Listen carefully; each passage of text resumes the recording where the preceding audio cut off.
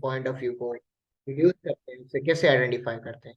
अब जरा हम आज प्रॉब्लमेटिक को हमने डिस्कस करना है, और क्वेश्चन यही था कि जो है आर्गुमेंटेटिव के लिए क्या होना चाहिए। मैं उसको ही स्टेटमेंट बना रहा था कि स्टेटमेंट के अंदर जो है ना, किसी भी एग्जामिनर की स्टेटमेंट, फॉर एग्जाम्पल मैं एक स्टेटमेंट बना देता हूँ कि जी to not waste water even you are at the running stream. This is the argumentative essay, और ये आर्गुमेंटेटिव ऐसे जी 2021 में आ चुका है। अब देखिए, अगर इसकी बात करें हम, कि यहाँ पर दो चीजें बताई जा रही हैं। Do not waste water, this is the fun. पहली बात यहाँ पर जिसमें आपने आइडिया लगाना है, then at the running stream, यानी दो थिंग्स हैं। अगर मैं बेहतर पॉइंट करूं थीसिस स्टेटमेंट बनाने के लिए, तो एक के भाई जो है वेस्ट वाटर यानी सेव वाटर किया जाए, एंड देन इसी के अंदर दूसरी बात अगर हम कहें, कि दूसरी बात ये कह रहा है कि भाई अगर जो है आपके पास जो है ना रिसोर्सेज ऑफ वाटर जो है, रिसोर्सेज ऑफ वाटर जो है वो भी ज्यादा हो, दो चीजें, रिसोर्सेज वाटर जो है आपके पास एक्स्ट्रा हो। ठीक है, ये एक रफ आइडिया है जिसके अराउंड में थीसिस स्टेटमेंट को रिवॉल्व करूंगा। तो अब जरा इसके पास फिर से आते हैं, इसको देखते हैं कि भाई ये किस तरह की बात करता है, और स्पॉटलाइट यूज करते हैं। डू नॉट वेस्ट वाटर, यहाँ पर ये नहीं है, यहाँ पर ये बात नहीं हो रही कि आपने वेस्ट वाटर किस तरह हो रहा है, कैसे हो रहा है। आपने इसको ये बताना है कि क्यों वेस्ट वाटर को नहीं करना। तो आपके पास आइडिया है कि आप ग्लोबल कर लें, मोस्टली ये इसको जो है पाकिस्तान सेंट्रिक करें। पर आई वुड सजेस्ट, क्योंकि मैंने इसको अटेम्प्ट किया था 2021 में and I secure 44 marks in that ऐसे, तो आई वुड सजेस्ट कि you should go with that globally. Okay, so you should say that do not waste water. Why to not waste water? Ideas हम जरा discuss कर लेते हैं कि इसके आइडियाज कौन कौन से बनेंगे। पहली बात आप इसको बता दें कि ग्लोबली जो है आप आइडियाज जो है अगर हम डिस्कस करें कि भाई किस लिए, ये एक रफ सा एक हम स्केच बनाते हैं, कोई ये जो है फेयर आउटलाइन नहीं है। क्लाइमेट चेंज आप नंबर 2 पर लिख लें, कि जो है पॉपुलेशन इंक्रीज। नंबर 3 पर लिख रहे हैं आप, ये पॉइंट्स हैं जो आपकी जस्टिफिकेशन कर रही है। Evaporation, evapotranspiration, rate increase. And number 4 पे आप लिखेंगे कि जो है भाई फूड इनसिक्योरिटी भी है, तो उसको भी मीट करना है। नंबर 5, इंफ्रास्ट्रक्चर डेवलपमेंट नहीं है कंट्रीज के। नंबर 6 पर आप लिखेंगे कि अवेयरनेस। नंबर 7 पर आप लिखेंगे कि जो है ये जो आप देखते हैं कि जिसको हम कहते हैं नेचुरल कैलेमिटीज के लिए। तो ये जो एक रफ स्केच हमें नजर आता है, इस रफ स्केच के अंदर हमें ये बात क्लियर होती है कि भाई हमें वेस्ट वाटर की क्यों हम जो है डू नॉट वेस्ट वाटर करें एट द रनिंग स्ट्रीम। अब जरा रनिंग स्ट्रीम को डिस्कस कर देते हैं। रनिंग स्ट्रीम की बात कर रहा है, ये हम एक तरह माइंड मैपिंग कर रहे हैं ऐसे के लिए। रनिंग स्ट्रीम में हम बात करते हैं कि भाई हमारे पास फॉर एग्जाम्पल हमारे पास नेचुरल रिजर्वायर्स हैं। नंबर 2 पे हम लिख लेते हैं कि भाई हमारे पास जो है ग्लेशियल लेक्स हैं। नंबर 3 पर हम लिख लेते हैं कि प्रेसिपिटेशन जो रेट है वो इंक्रीज है। नंबर 4 पे हम लिख लेते हैं कि हमारे पास जो स्टोरेज जो टैंक्स है वो भी हैं। नंबर 5 पे हम लिख लेते हैं कि जो है हमारे पास जो है मॉडर्न एरिगेशन सेटअप भी। अब जरा हमें ये एक रफ मैप हमने किया, रफ स्केचिंग हमने कर ली इस ऐसे को लेते हुए, आर्ग्यूमेंटेटिव है। अब जरा हम थीसिस स्टेटमेंट की डेवलपमेंट की तरफ जाएंगे, क्यों हमें वेस्ट वाटर नहीं करना चाहिए इवन हम जो है रनिंग स्ट्रीम पर मौजूद है। तो जरा हम बात करते हैं इसी चेंज को, हम जरा देख लें कि वेस्ट वाटर क्यों नहीं करना चाहिए। तो जरा आप आइडियाज को फिर से डेवलप कर लें। हम जरा इसको क्लीन कर दें, क्लीनिंग प्रोसेस यहाँ से हो सकता है क्लियर, क्लियर ऑल ड्राइंग, ठीक है जी, ओके। तो हम जरा डिस्कस करते हैं कि भाई इंपॉर्टेंट पॉइंट्स, सेग्रीगेशन हो जाती है, हम जरा इंपॉर्टेंट जो है पॉइंट्स को लेकर आ जाते हैं, इंपॉर्टेंट पॉइंट्स। तो जी पहली बात तो हम इंपॉर्टेंट पॉइंट में हम कर लेते हैं क्लाइमेट चेंज और उसके साथ उसका दोस्त लार्ज ग्लोबल वार्मिंग। अब जरा नंबर 2 पर हम बात कर लेते हैं। हम लिख लेते हैं कि भाई जो है पुअर इरिगेशन फैसिलिटीज, या जो है पुअर इरिगेशन जो है मेथड्स भी आप लिख लें। आप इसको समझ ना पाए तो मेथड्स आप लिखें कि इंक्रीज वेस्टेज ऑफ वाटर। आपका इंपॉर्टेंट पॉइंट बन जाएगा पोल्यूशन, वाटर पोल्यूशन आप कहते हैं। देन आप लिख लें कि poor sewerage system and drainage. ये सेसेस के रिलेटेड जो है मेजर पॉइंट्स में आपको जो है ब्रेनस्टॉर्मिंग करवा रहा हूँ। आप इसके बाद कह दें कि फ्लड्स, इंक्रीज्ड इनंडेशन आप कह दें, ठीक है। आप कह दें कि ड्राउट्स, आप कह दें कि वाटर बोर्न डिजीजेस।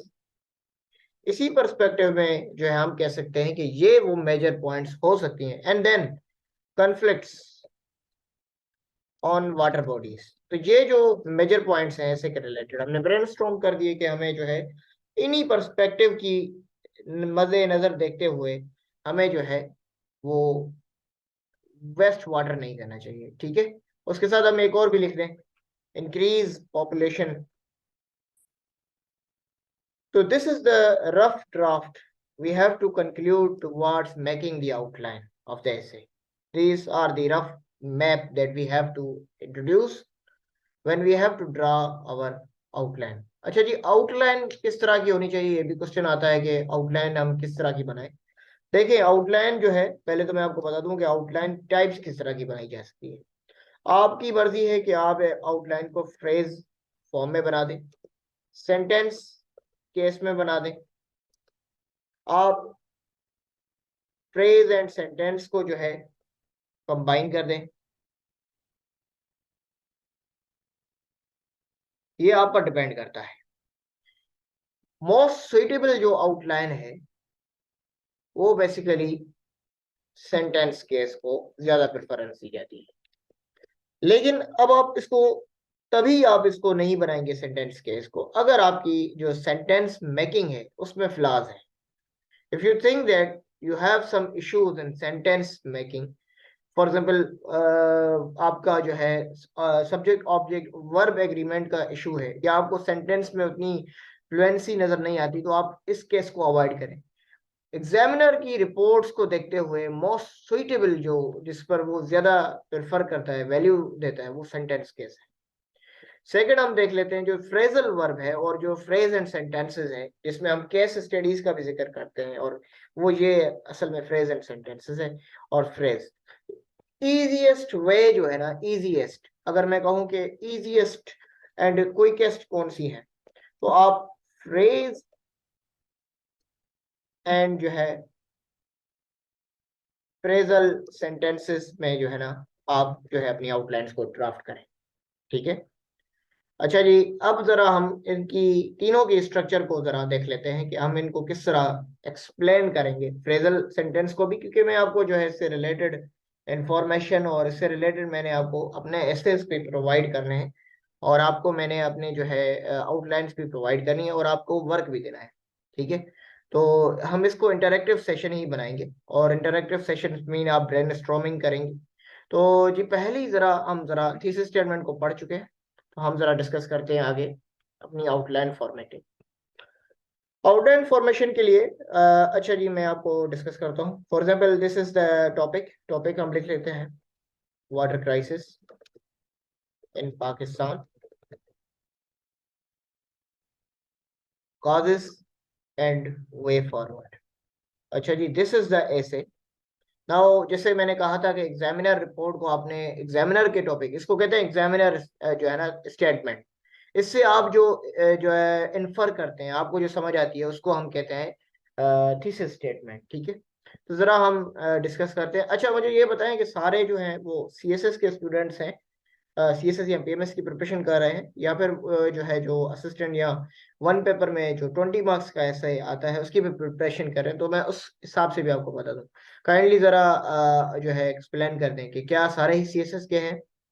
अच्छा जी, जरा मैसेजेस आ रहे हैं। ओके जी, सीएसएस ठीक है, ठीक है जी, सीएसएस के हैं मोस्टली। ओके जी, ऑल राइट ऑल राइट, ठीक है जी।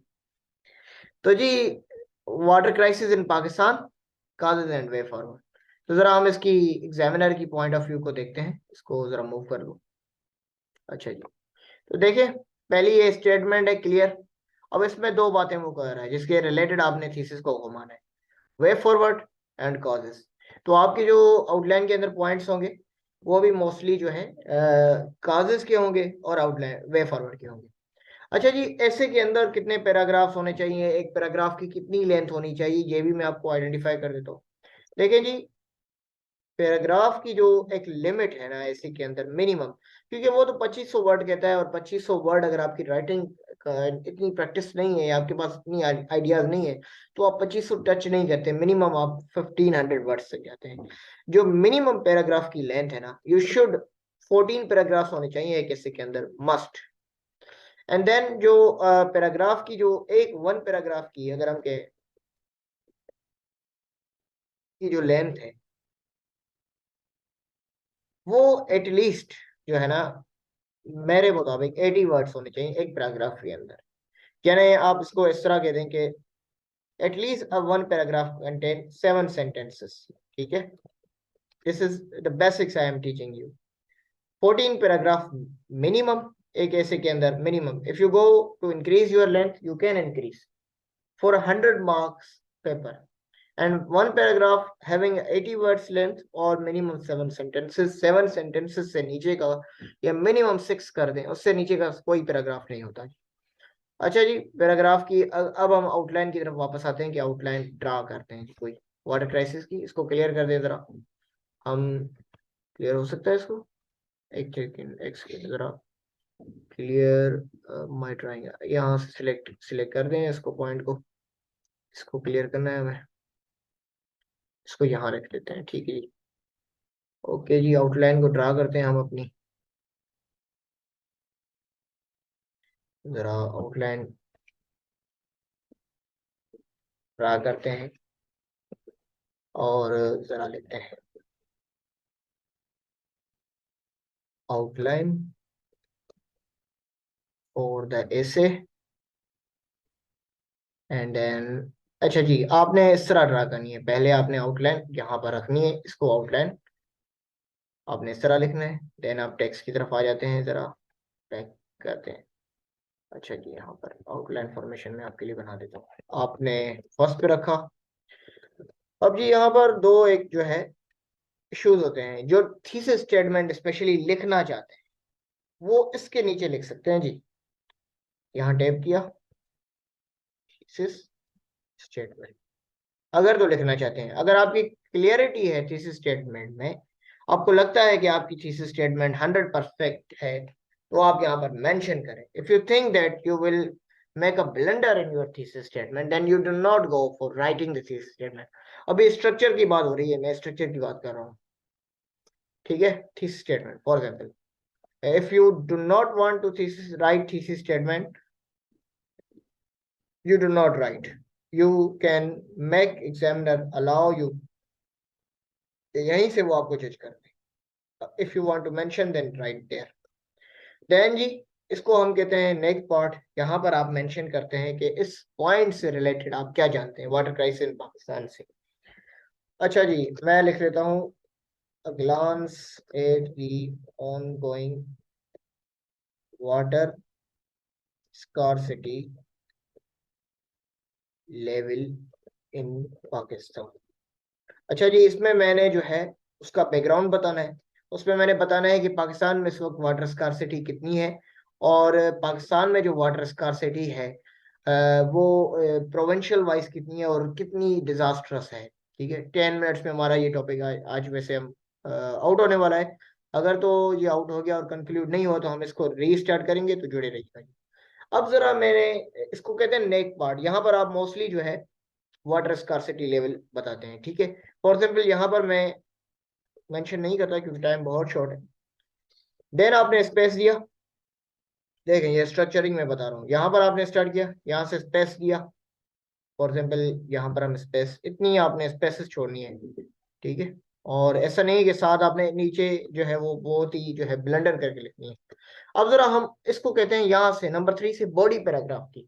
अब जरा लिखते हैं, मैं क्योंकि इसको क्वेश्चनियर फॉर्मेट में बनाता हूँ, आप इसको जो है अपनी जो है जिस तरह की आपकी हो, what are the prominent causes behind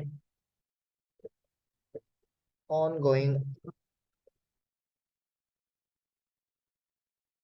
water crisis in Pakistan. अच्छा जी, ये मेन स्टेटमेंट है जिसको हम बॉडी पैराग्राफ कहते हैं। तो जरा बॉडी पैराग्राफ में हम जो है वो मेंशन करेंगे हमारे जो मेन पॉइंट्स हैं। ठीक है, तो जी फॉर एग्जाम्पल हमारा मेन पॉइंट है नंबर ए। तो जरा हम इसको इधर कर लेते हैं, मैं आपको प्रोवाइड भी कर दूंगा इस पर अपनी जो है। हमने लिखा नंबर 1 ए। अब इसको 1 2 3 में लिख सकते हैं, लेकिन 1 2 3 आप इसको रोमन वर्ड्स में लिखेंगे जी, इस तरह करके। ठीक है, वो आप पर डिपेंड है कि आप किस तरह इसकी आउटलाइन बनाते हैं, वाटर क्राइसिस। अच्छा जी, पहला मैं लिखता हूँ। अब दो डिपेंड करती हैं, आप लिखते हैं कि इसकी फ्रेजल बनाएं या आप इसको बनाएं कि जो सेंटेंस कैसे। मैं कहता हूं कि इसकी जो है वो सेंटेंस कैसे बना देता हूँ।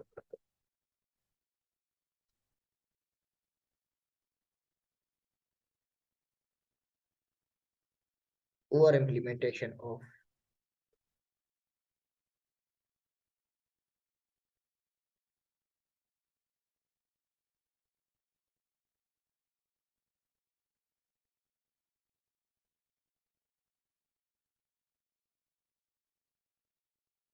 अनबिल्ड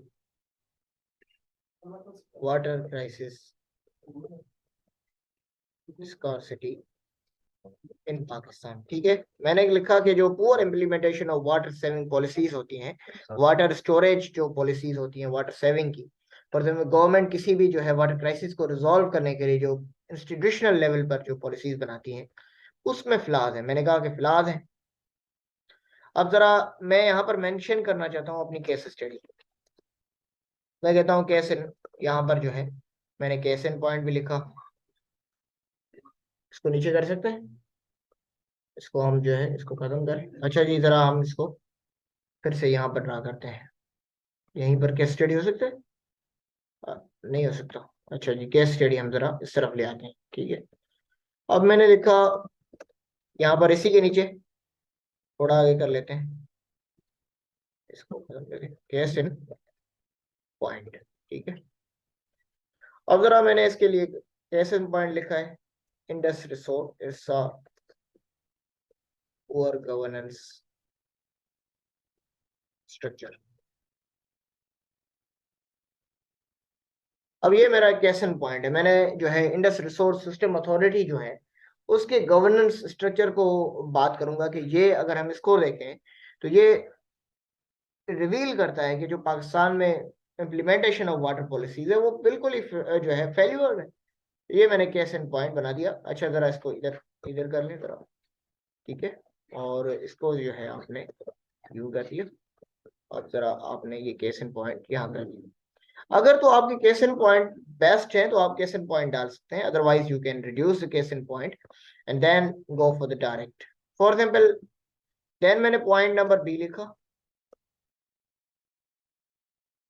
अब इसी स्ट्रक्चर को पॉइंट को फॉलो किया और मैंने जो है इसके अराउंड अराउंड जो है चलते 7 पैराग्राफ लिख दिए।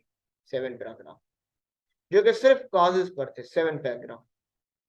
और उनमें मैंने सेंटेंस केस पे बनाया जो आपकी स्ट्रेंथ है, और उसके साथ साथ मैंने एक केस एंड पॉइंट भी डाल दिया। यानी आपकी आउटलाइन जो है वो कंप्लीट इफेक्टिव हुई। आप एग्जामिनर को कहते हो कि आप यहीं से जज करो मुझे, मेरी लेवल ऑफ एनालिसिस क्या है। आपने अपने आप को डिफरेंट कर दिया। आपने अगर एक जो है सेल्फ एक्सप्लेनेटरी आउटलाइन बना दी। तो उसके बाद आप नंबर 4 पे आ जाए। अब उसने पूछा था वे फॉरवर्ड। अब आप क्या करें, आप इसके लिए थोड़ी सी एक्स्ट्रा आपने अपने टाइम को मेंशन करना है। आपने लिखा the manifestations of ongoing water crisis in Pakistan, 8 socio economic and socio politico level. अच्छा जी, क्वेश्चन है, क्योंकि हमारे पास मैंने बताया था कि टाइमिंग मीटिंग एंड अप होने वाली है। सर आउटलाइन में कितने पॉइंट्स बनाने चाहिए? जी बिल्कुल, आउटलाइंस में आपको मिनिमम, योर आउटलाइंस मैंने कहा था कि 14 पैराग्राफ, तो आपकी आउटलाइन में मिनिमम 14 पैराग्राफ्स होने चाहिए। तो 14 पॉइंट्स आपने मेंशन करने हैं, आपने लिखने हैं minimum 14 points, you not go below this. If you want to add increase 16 17 18 कर सकते हो टाइम को मैनेज करते हुए, लेकिन अगर आप टाइम मैनेज नहीं कर सकते फिर भी आपने 14 पैराग्राफ लिखने हैं और 14 पैराग्राफ की आउटलाइन आपने बनानी है, यानी उनकी complete A B C. For example causes के उसने पूछे थे तो काजिस की आपने 7 बना दिए, और आपसे उसने इम्पैक्ट्स के नहीं पूछे, लेकिन अब आपने इसको बेहतर करने के लिए सर सारे सेंटेंसेस में लिखने, देखें आपकी स्ट्रेंथ है, अगर आपकी स्ट्रेंथ सेंटेंसेस पर है, मैंने कहा था कि फ्लॉलेस सेंटेंस आप बना सकती हैं, तो आप सेंटेंस केस की तरफ जाएं, वो बहुत ही प्रेफरेबल होती है, उसमें आपको ज्यादा एग्जामिनर अट्रैक्टिंग लगता है। अगर तो आपको लगता है कि इशू है आपके सेंटेंसेस में, देन फ्रेज और सेंटेंस के साथ बनाएं। फॉर एग्जाम्पल फ्रेजल सेंटेंस बना दे, इम्प्लीमेंटिंग, इस तरह करके ना। तो जरा आप, मैं इसको थोड़ा सा बता दूं, फिर सवाल जवाब के लिए ना एक सेशन कर लेते हैं। तो जी ए हमने यहाँ पर हमने इसके जो है ना, क्योंकि ये पूछा नहीं है उसने, तो हमने सोशल क्राइसिस, सी क्राइसिस, हमने 3 लिख दिए, इसके मैनिफेस्टेशन के इम्पैक्ट्स क्या हो रहे हैं। असल में उसने पूछा था हमसे, हम इसको जरा क्लियर कर दें। अच्छा जी, उसने पूछा हमसे बेसिकली था कि काजेज ऑफ वे फॉरवर्ड, तो आप वे फॉरवर्ड के लिए आपने फिर 5th नंबर बना दी, holistic recipe to resolve ongoing आपके लिए रोड देना है क्या नहीं वाटर क्राइसिस इन पाकिस्तान। अच्छा जी, तो यहाँ पर आपने इस तरह का एक हेडर डाल दिया और नीचे आपने 7 जो है पैराग्राफ जिस तरह ए बी सी करके डाल दिए, और इस तरह जो है नंबर 6 पर जी आपने लास्ट में लिख दिया कंक्लूजन। अब एक और पॉइंट, अगर आपने पीछे थीसिस स्टेटमेंट जो है अपने आउटलाइन के अंदर ही डाल दी थी, तो यू कैन आल्सो कंक्लूजन भी एक लाइन का, जस्ट 1 लाइन का आप लिख सकते हैं if you want to write. वो क्या होता है, मैं आपको जो है लिख देता हूँ, इट इज एन एस्टेब्लिश्ड, आपने वो इसको डिड्यूस कर दिया, fact that Pakistan has been facing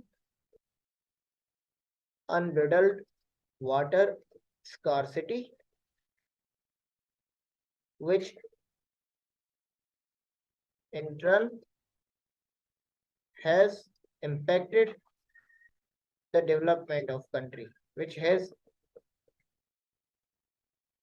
halted the socio-economic